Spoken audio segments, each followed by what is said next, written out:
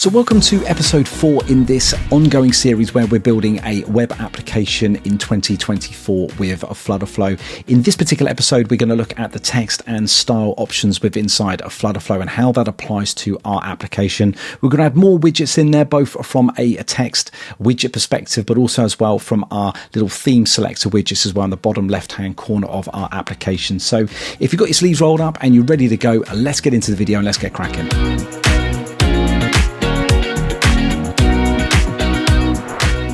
Okay, so let's now start putting some widgets within inside our top navigation column. So if you recall from the sample, we have an application title. So let's do that now. With the top navigation selected, you can see I've just selected it there within inside the design canvas. It's now selected within inside the widget tree itself.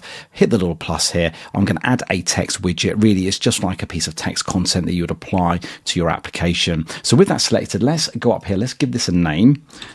Notes app title text like that. Just press enter.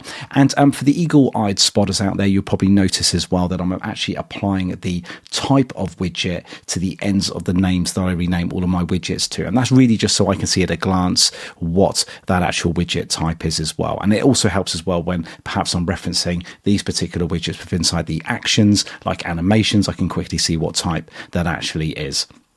So with that selected, let's give our sort of text content some content really. Instead of being hello world, let's call this one my notes, just like that. And you can see here that it's currently positioned at the top of our actual navigation column. Now, just as we did before, we're going to, with the top navigation column selected, we're just going to go here and we're going to adjust the start space, and we're going to push everything that starts, all the content that we actually have stacked within inside that column. The starting position is going to be 32 from the top. Now, similar to that, of course, we can put the end spacing in as well. I'm just going to put that in there for good measure. Now, this particular column won't really contain a huge amounts of kind of widgets, but I'm just going to, for consistency, put an end spacing of 32 in there as well.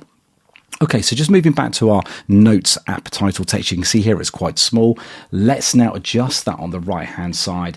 So you can see here I've got some various sort of text themes already set out of the box when we created the project. I'm going to show you more about that in just a moment, but for now we can move over to this little drop down here and we can apply a number of different sort of text styles to our text. Now I'm just going to choose title large here. It's a font size of 22. It's the right size for our application, and you can see here that it's kind of adjusted these values based off of the actual style within inside the theme itself. Now again, it's really important to probably call out at this particular point that you want to probably try not to adjust these too much. You really want your text theme, your text style theme really to apply across the whole of your application. So if you can try to avoid making changes very ad hoc across the building of your application, then the better. And the reason why it's important is because if you decide later on that actually you don't like the font size for a title large to be 22 and you might want to adjust it down to say 20, you can move over to your actual theme. You can make that change in one place and then it'll be applied across the whole of your application.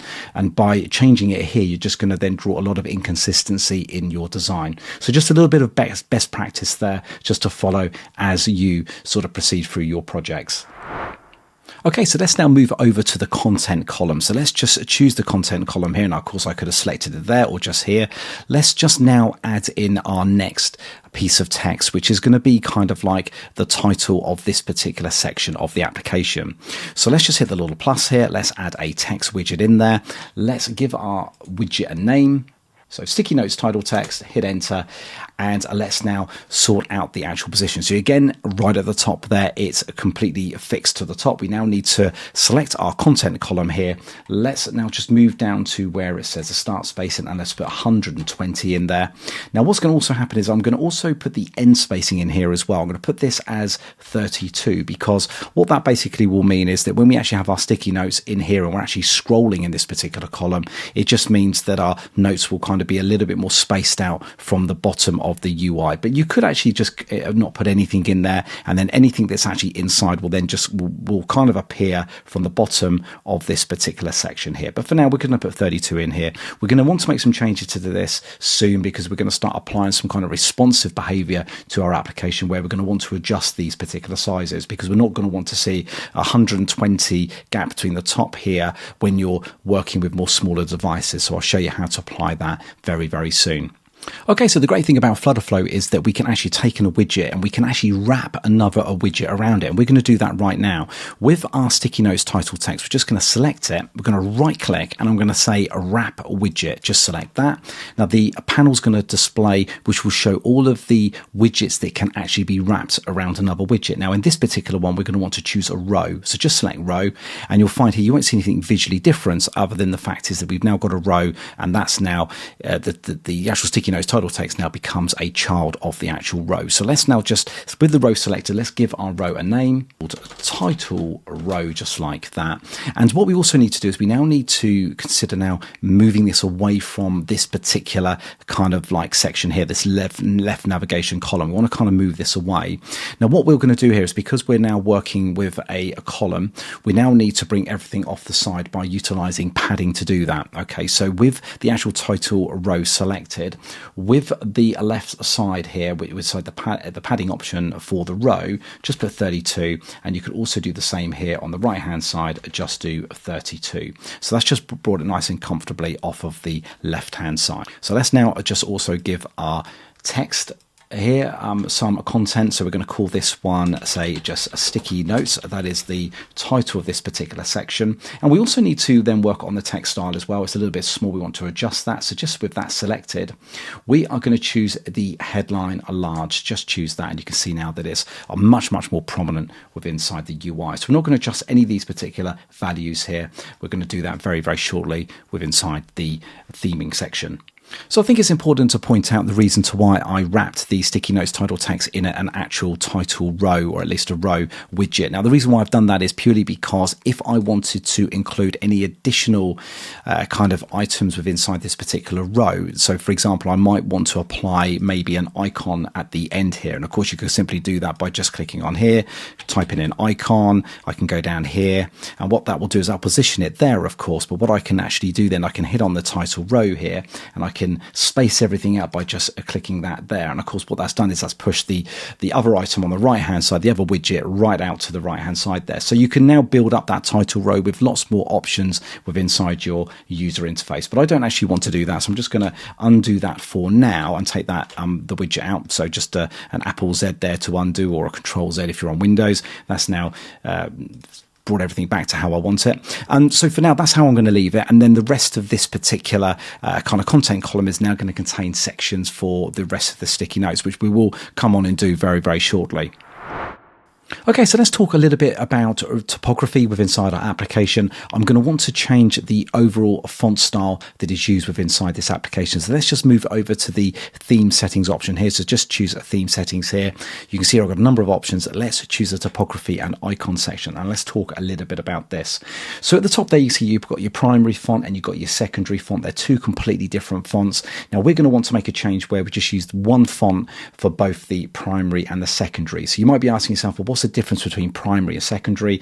Well, the key point to point out here is that primary is pretty well much the most prominent and the most dominant font style that you're going to use throughout your application. The secondary font family tends to be something that just provides a little bit of variation. You might want to, for example, in certain places apply a different font style to something. So that's where the secondary font comes in. But primarily, your primary font really should be the one that's the most prominent throughout. So what I'm going to do here is I'm just going to choose where it says outfit here. I'm just going to select that, and you can see here I've got this choose font family dialog that's come up. Now I can upload a custom font if I would like, but there's plenty of Google fonts available.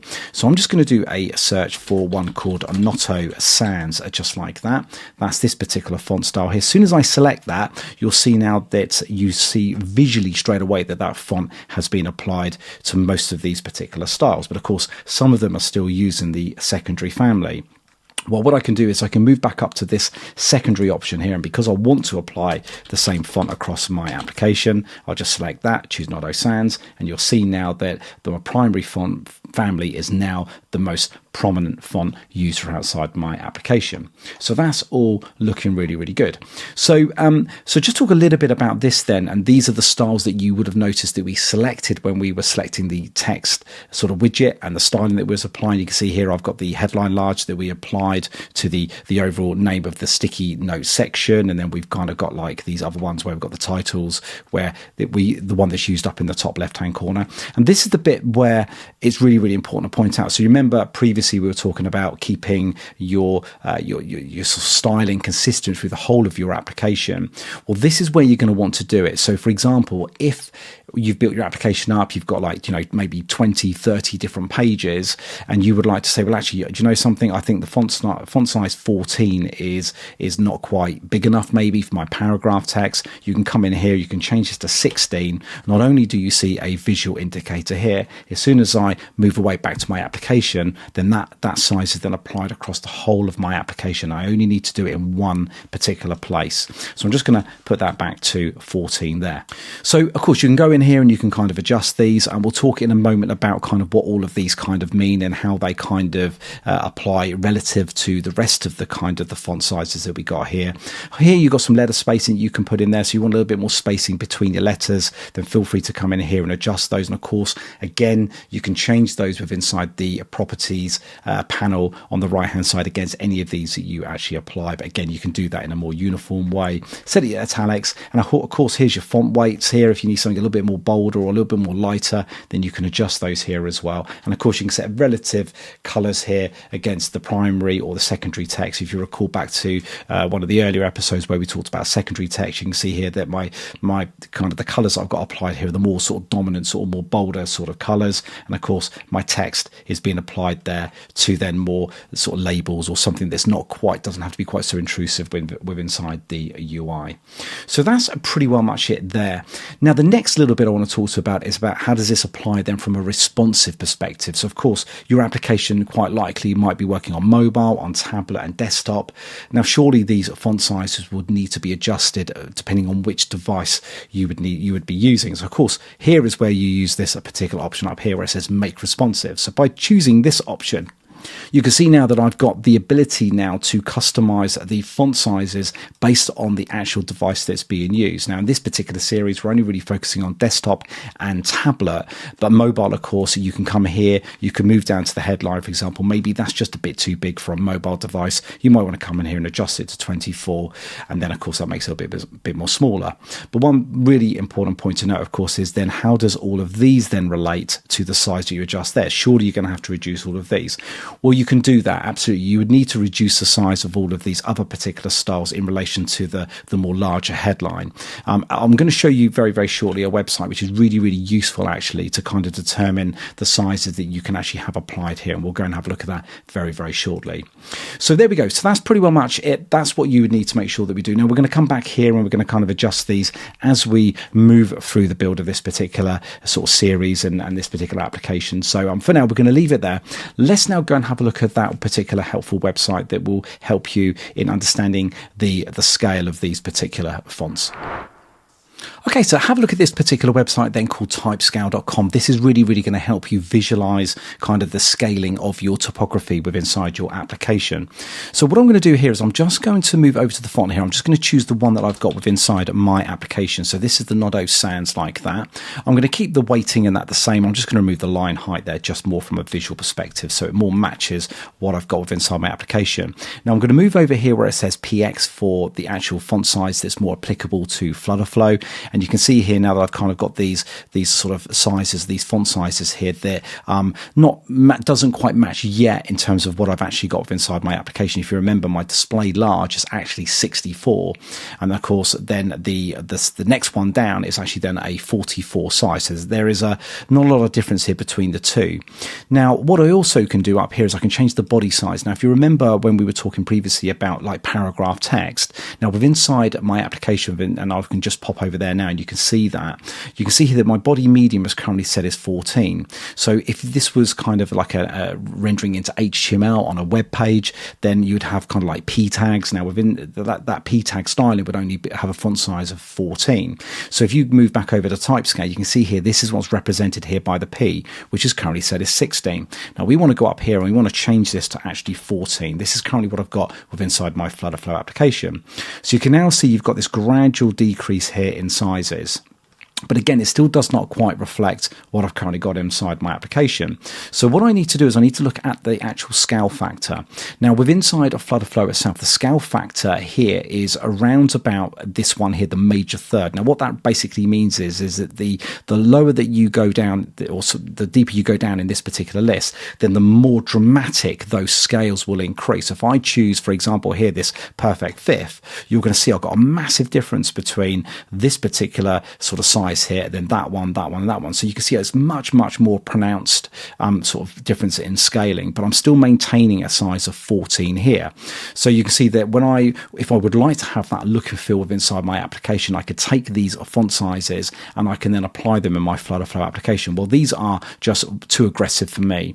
So the sweet spot here is to around about this major third level. So by choosing major third, you can see now that I'm starting at a little bit closer to where I am. Now, if you remember, the second sort of size I've got with inside my application here, the display medium is currently 44. Now, if I go back to here, you can see now I'm at 42. So this is much more comfortable here for my actual application. But it is pointing out though that the top one is way too big. So that really needs to be something like 54 to be a little bit more uniform and in keeping. So I can come back to my application and I can just change that now to 54, which means a little bit more in keeping. And of course I would do at this stage, I'm just going to change it for tablet as well, because we're not really making any adjustments there, just to make sure that it's the same throughout.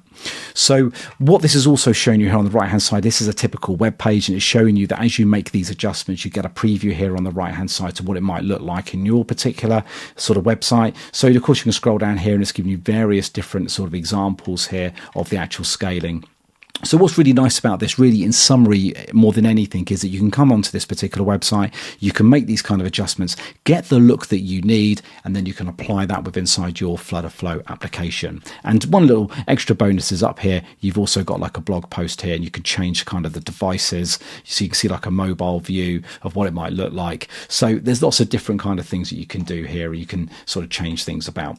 So that's pretty well much a type scale. Use it to your advantage there to work with your typography on your web application. But for now, I'm quite happy with what we've kind of got set here at the moment. We can come here and make some subtle adjustments to this at a later stage. And just one point I do want to point out, actually, I think is quite important. If I move back to type scale here, you can see that here we've got an H6, which is kind of like a very small sort of heading. H5, H4, H3, of course, it increases in size. H6 in our case would apply here at the headline small. So this would be H6, H5, H4, 3, 2, 1. So just so you know that the titles and the labels are kind of almost together. We don't really, we can adjust those here, but they don't apply to the scale that we've currently got here. So you could ignore those, but P is obviously then our body medium. But of course, as long as you've got these roughly round those a little bit more higher, for example, in the size from the body medium, you should be quite safe. And these, of course, you can set universally however you particularly like with inside this particular application. So there we go. So I hope you found that useful. That was a little bit more information there on using type scale to your advantage.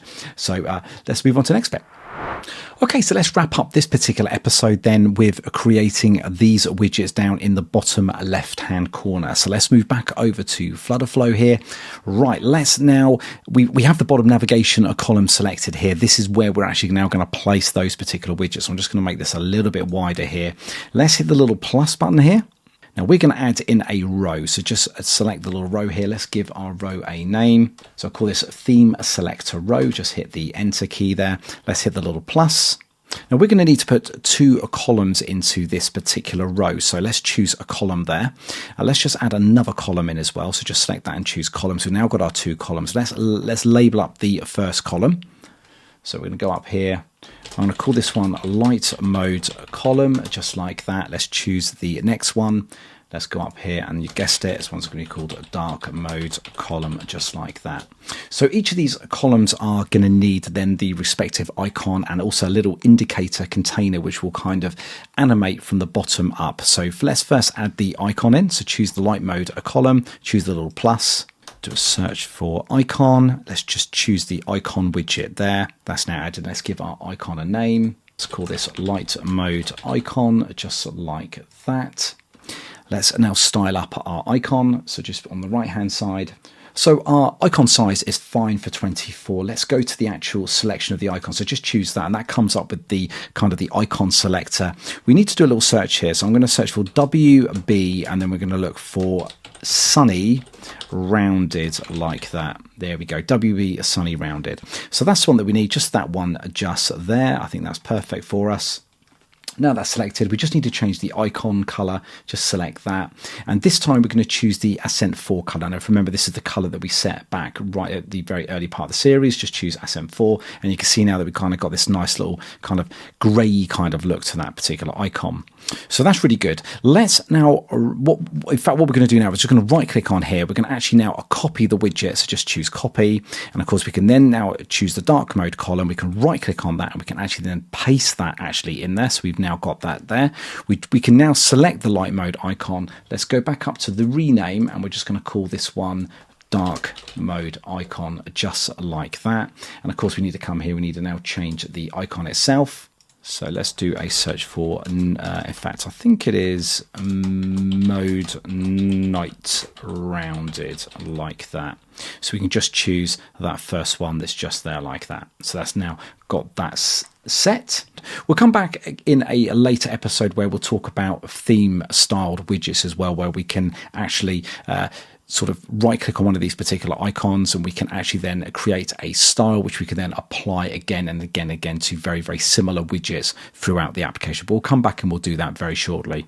Okay, so at the moment, everything's looking a little bit justified to the left-hand side. So let's choose the theme selector row, just like that. Now with the theme selector row selected, we can now move over here to the main axis alignment. We can just choose this one here where we can space everything evenly out. And you can see now that that's a little bit more nicely then positioned with inside the actual kind of parent kind of column itself. So I think actually looking at that, I think actually it looks a little bit too spaced out for me. So let's just choose the bottom navigation container.